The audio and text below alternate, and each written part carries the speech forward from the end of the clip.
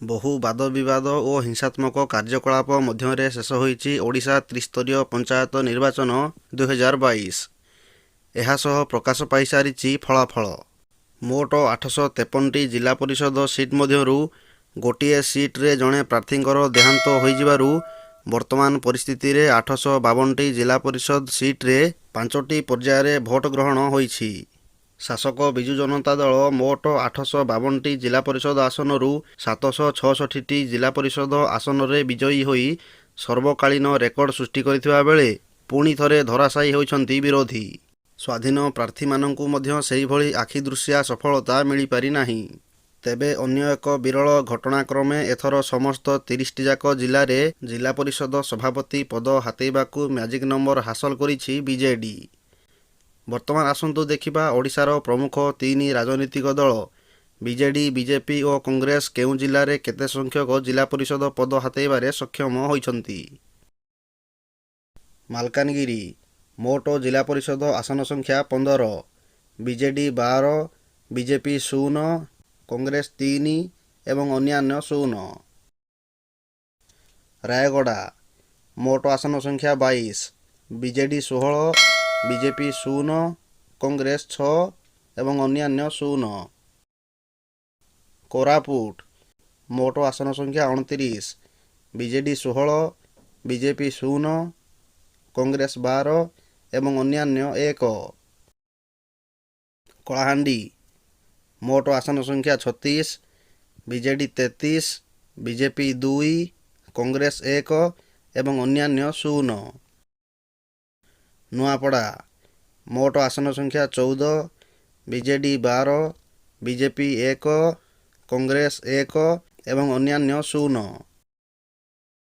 ନବରଙ୍ଗପୁର ମୋଟ ଆସନ ସଂଖ୍ୟା 26, ବିଜେଡି 24, ବିଜେପି 0, କଂଗ୍ରେସ 1 ଏବଂ ଅନ୍ୟାନ୍ୟ 1।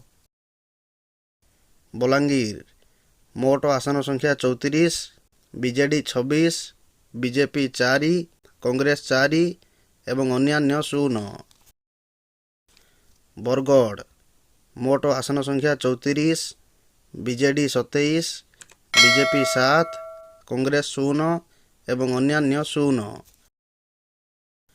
ଝାରସୁଗୁଡ଼ା ମୋଟ ଆସନ ସଂଖ୍ୟା 9, ବିଜେଡି 9, ବିଜେପି 0, କଂଗ୍ରେସ 0 ଏବଂ ଅନ୍ୟାନ୍ୟ 0।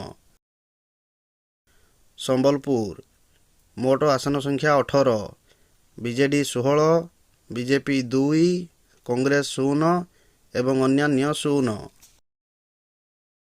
ଦେବଗଡ଼ ମୋଟ ଆସନ ସଂଖ୍ୟା 7, ବିଜେଡି 7, ବିଜେପି 0, କଂଗ୍ରେସ 0 ଏବଂ ଅନ୍ୟାନ୍ୟ 0।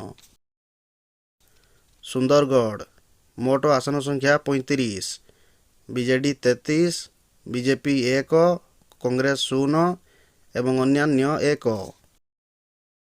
କେନ୍ଦୁଝର ମୋଟ ଆସନ ସଂଖ୍ୟା 36, ବିଜେଡି 33, ବିଜେପି 3, କଂଗ୍ରେସ 0 ଏବଂ ଅନ୍ୟାନ୍ୟ 0।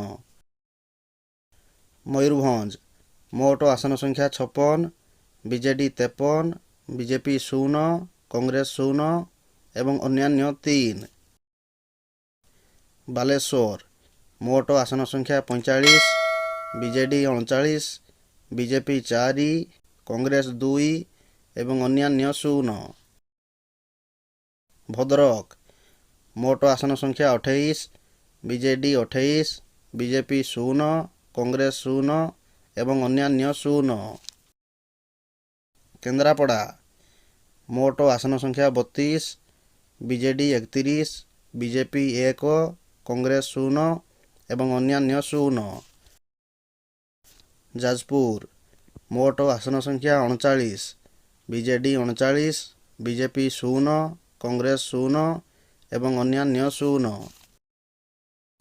ଜଗତସିଂହପୁର ମୋଟ ଆସନ ସଂଖ୍ୟା 26, ବିଜେଡି 25, ବିଜେପି 0, କଂଗ୍ରେସ 1 ଏବଂ ଅନ୍ୟାନ୍ୟ 0।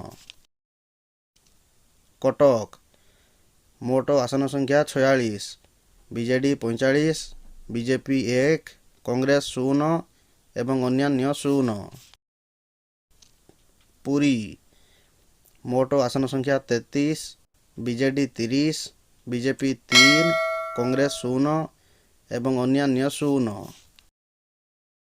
ଖୋର୍ଦ୍ଧା ମୋଟ ଆସନ ସଂଖ୍ୟା 30, ବିଜେଡି 28, ବିଜେପି 2, କଂଗ୍ରେସ 0 ଏବଂ ଅନ୍ୟାନ୍ୟ 0। ଗଞ୍ଜାମ ମୋଟ ଆସନ ସଂଖ୍ୟା 29, ବିଜେଡି 67, ବିଜେପି 2, କଂଗ୍ରେସ 0 ଏବଂ ଅନ୍ୟାନ୍ୟ 0।